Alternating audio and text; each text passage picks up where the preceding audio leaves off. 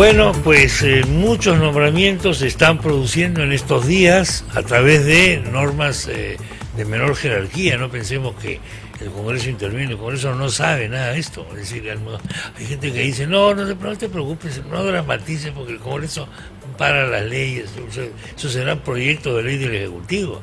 Pero la mayor parte de las normas que tenemos en el Perú para decidir el poder de determinadas personas no pasan por el Congreso, ni son normas de categoría de ley, son normas menores.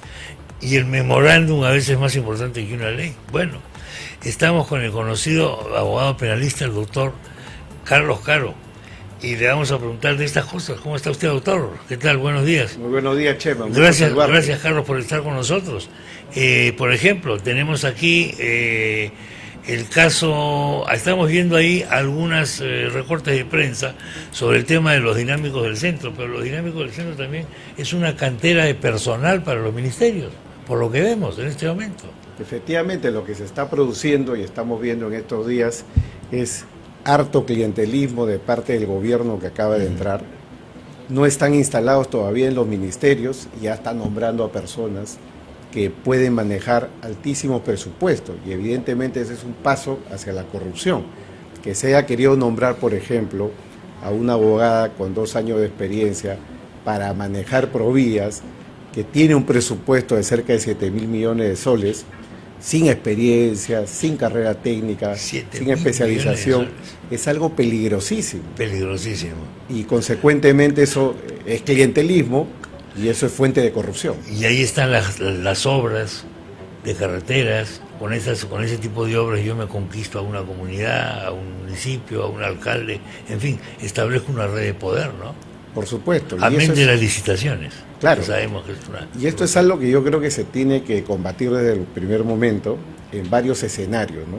Tenemos primero el escenario de la Contraloría, que por ejemplo ya le hizo un llamado de atención al presidente para cumplir con la ley 28.024, que le obliga a registrar las reuniones, la agenda, que estas sean en Palacio y no en su casa.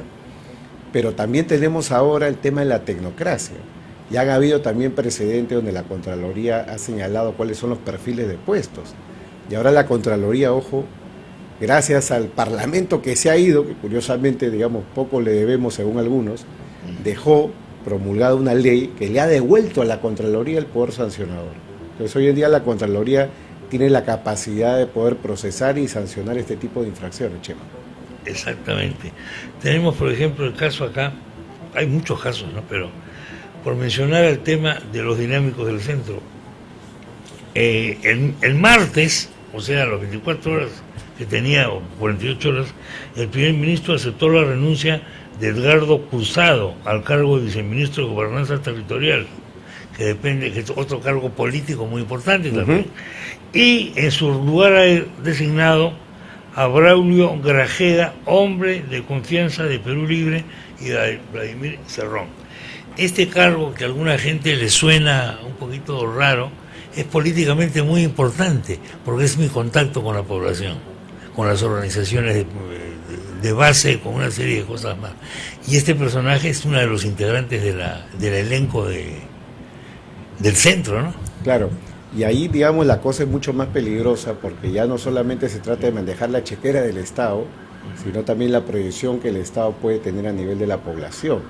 Si estamos hablando del contacto, sobre todo con poblaciones vulnerables, eso puede ser nuevamente una cantera de clientelismo. Como comentábamos en la pausa, esto me hace recordar a mí a lo que pasó en el primer gobierno de Alan García, donde prácticamente se podía conseguir un trabajo con el carnet del APRA. Algo que no se repitió evidentemente en el segundo gobierno, pero en el primer gobierno teníamos una situación así y no se ha visto algo parecido desde entonces, ¿no? Entonces creo que acá, Chema, además de la Contraloría, debe tomar cartas en el asunto de inmediato la Fiscalía, porque estos puestos son puestos que tienen una calificación, tienen un perfil, y cuando se produce el nombramiento de alguien que no califica para el puesto, eso incluso puede ser un delito. Puede ser un delito cometido tanto por el que nombra como por quien acepta el cargo. Por ejemplo, desde este punto de vista, doctor, ¿cómo se justifica el nombramiento de esta señorita en Provías? porque para el cargo de Provías hay un currículum que se requiere, digamos, una calificación que se requiere, que ella evidentemente por razones de edad inclusive no tenía. Exactamente. Entonces, ¿qué significa? ¿Que no se conoce eso, esa norma? No, evidentemente la norma se presume conocida por todos desde que se publica en el diario oficial del peruano. Y se tiene que cumplir. Otra cosa es que flagrantemente se está infringiendo este tipo de regulación, porque la finalidad es otra. La finalidad es copar puestos, manejar chequera, manejar presupuesto, y como yo he mencionado, esto es fuente de corrupción, pero el derecho penal no espera la corrupción para sancionar. Puede sancionar un paso atrás, anticipadamente desde el solo nombramiento. Los artículos 380 y 381 del Código Penal sancionan tanto al que nombra como al que acepte el nombramiento. Entonces, si una persona como la señalada, que ya por cierto se le ha dejado sin efecto a raíz, digamos, de la luz pública que ha tenido el caso, estaría incursa en un delito así, y la Fiscalía tiene que actuar de oficio. Yo creo que acá las instituciones tienen que hacer su trabajo, tanto la Contraloría como la Fiscalía, para los casos domésticos. De acuerdo. Quiere decir que la Fiscalía, en cuanto conozca la noticia, puede intervenir, no puede, debe. Exactamente, y lo puede hacer de oficio a través de la Fiscalía Anticorrupción.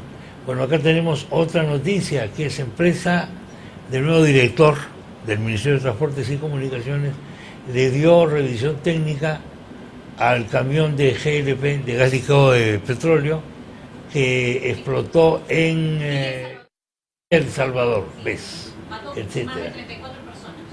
Ese fue un escándalo terrible, no me acuerdo cuántos, el señor Roberto Falla. Me dicen aquí más de 34 personas hubo ahí, ¿no? Claro. Entonces también es muy difícil pensar que esa es la persona idónea para el puesto. Evidentemente, hay que recordar, Chema, de que la ley de ética de la función pública, el Código de Ética de la Función Pública, es muy claro en establecer que para ejercer un cargo no solamente basta con tener cierta experiencia, sino sobre todo la idoneidad moral. La idoneidad moral, la idoneidad ética es fundamental para ocupar una posición de poder. Acá no estamos hablando de la secretaria o la persona que brinda un servicio final, sino estamos hablando de personas que tienen poder de decisión, capacidad de control dentro del Estado. Y para ello se requiere que estemos, digamos, al nivel de los estándares internacionales que exigen un mínimo, digamos, de idoneidad moral para que se pueda ejercer el cargo. Y una persona como la mencionada, al haber estado involucrada en la dación a través de su empresa de certificaciones irregulares, revisiones técnicas irregulares e incluso falsas según la noticia pública, podría, digamos, dar lugar a que este nombramiento sea cuestionado y sea objeto de control por las autoridades mencionadas, la Fiscalía, la Contraloría, y para los más altos puestos, desde luego, el propio Congreso de la República. Ahí está el cargo, es el nombramiento del señor Grajeda. Ahí lo tenemos, ¿no? Es evidentemente un operador político, ¿no? Evidentemente es un operador político. Claro, y lo que se está buscando acá son... principal es ese. Exactamente, operadores políticos, personas, digamos, que obedezcan a los lineamientos del partido y desde luego formen parte del pensamiento ideológico de Perú Libre y lo que se quiera conquistar. Y esto va un poco en preparación al referéndum, posible. Porque es obvio que están preparando esto. ¿Por qué? Porque estas son personas que tienen poder y que tienen llegada con la población.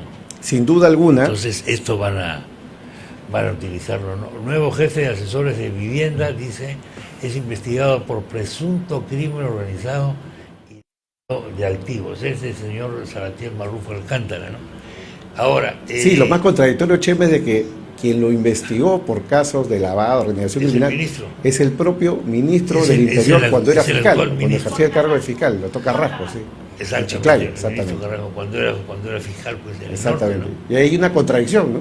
Hay una contradicción. Ahora, ahí lo que le van a decir, bueno, pues eso es un dicho, es una sospecha, pero no hay pie firme para nada, no se me puede marginar mientras no tenga una sentencia firme. ¿Qué respondería ante eso? A ver, eso, Chema, es algo que hay que relativizar. La presunción de inocencia impide considerar o tratar como culpable a alguien antes de que exista una sentencia condenatoria firme.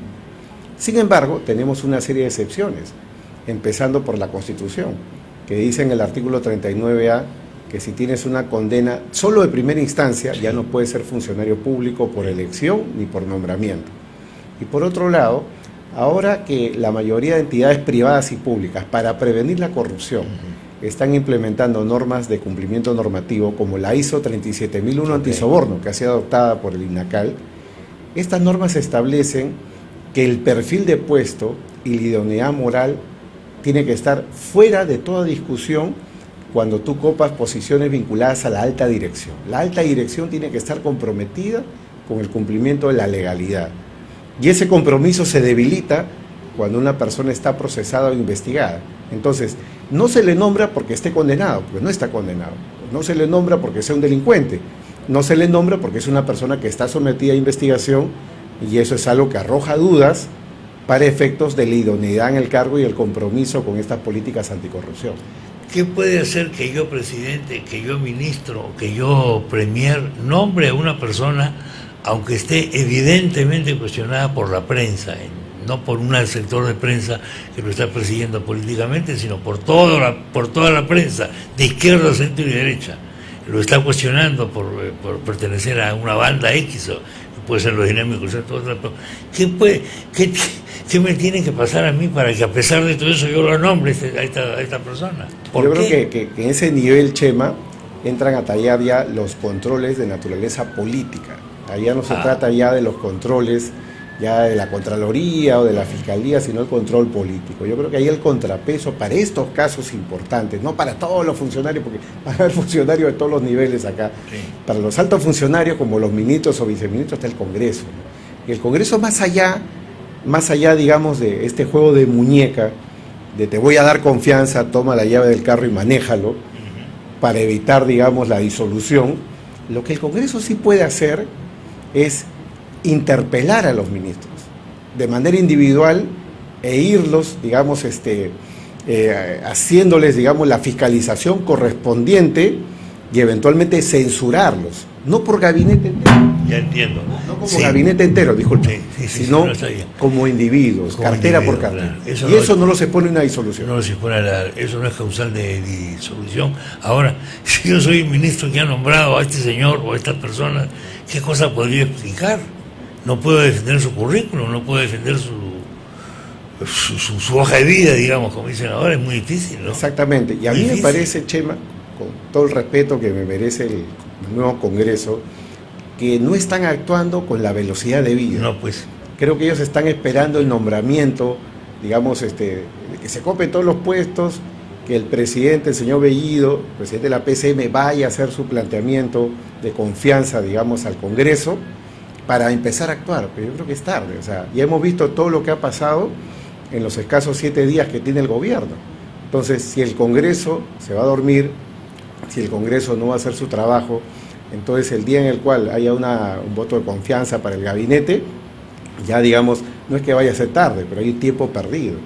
Las comisiones tienen que instalarse, tienen que definirse, y los congresistas tienen que empezar a cumplir con su labor, que es además un deber de fiscalización para estos grandes casos, como estoy mencionando, no para los casos domésticos. A varios congresistas que han pasado por acá les he preguntado si no sienten una especie de disyuntiva fatal ética entre, por un lado, el tema de la espada de Damocles del cierre del Congreso, que es una posibilidad, y por otro lado el tema, pues, de que no pueden aceptar votar a favor de un gabinete de estas características que está nombrando esta gente. Y los veo dudando, diciendo vamos a ver qué hacemos, etcétera, etcétera. ¿Qué puede pasar ahí? Yo creo que en esa ruta, Chema, hay 2 tareas que el Congreso tiene que tener muy claras. Primero, la renovación del Tribunal Constitucional. Hay 6 magistrados con el periodo vencido. Muy bien. Y esos magistrados, digamos, vienen trabajando, porque ellos no pueden renunciar así nomás, porque los pueden incluso sancionar o inhabilitar si no hacen su trabajo, pero tienen que ser nombrados. El Congreso anterior no pudo hacerlo, ya la jueza que dictó la medida ha dicho que el nuevo Congreso no tiene ninguna limitación, con lo cual allí, digamos, el Congreso puede nombrar a juristas idóneos que en su momento puedan ejercer a nivel del Tribunal Constitucional los controles correspondientes. Y lo segundo, que es una tarea que viene del Congreso anterior y que no se completó, es sacar una ley que establezca cuáles son los límites del poder del presidente para poder hacer cuestiones de confianza. Y claro, cuestión de confianza no puede ser cualquier cosa. Cuestión de confianza no puede ser asamblea constituyente, cuestión de confianza no puede ser una cuestión de omisión, la llamada, recordemos, ¿no? En el caso de Vizcarra, ¿no? La cuestión fáctica de confianza, ¿no? La denegatoria fáctica. Entonces, hay que delimitar eso para que esto no sea gaseoso. Entonces, esas dos tareas las tiene que hacer el Congreso para blindarse. Y mientras tanto, como reitero, yo creo que el Congreso no debería de exponerse a una disolución, es una carta que se tiene que mantener, y más bien la labor del Congreso debe ser de interpelación, cartera por cartera, ministro por ministro, pudiendo, de ser el caso, muy bien, censurar y dar el voto correspondiente en contra. Sí, pues. Sí. Porque si van a esperar que llegue el gabinete dentro de un mes, sin hacer nada, puede ser muy tarde. Nos vamos a encontrar con hechos cumplidos ya, porque, insisto, no se requiere una ley para nombrar a ninguna de estas personas en cargos importantes. Exactamente, ¿no? Manejando mucho presupuesto. Y se está haciendo en este momento a granel y sin un criterio técnico, solamente con más poder de un congresista, oiga, porque el congresista no maneja presupuesto. Exactamente, Chema. Y estos funcionarios sí manejan presupuesto. Y tienen contacto directo con la población. Claro, manejan presupuesto, tienen contacto directo con la población, y evidentemente la alianza que hay con el partido, el origen, los conecta con los fines que está buscando Perú Libre en este momento. Doctor Carlos Caro, muchas gracias por haber estado en el programa. Muchas gracias, Chema, por la invitación. Buenos días.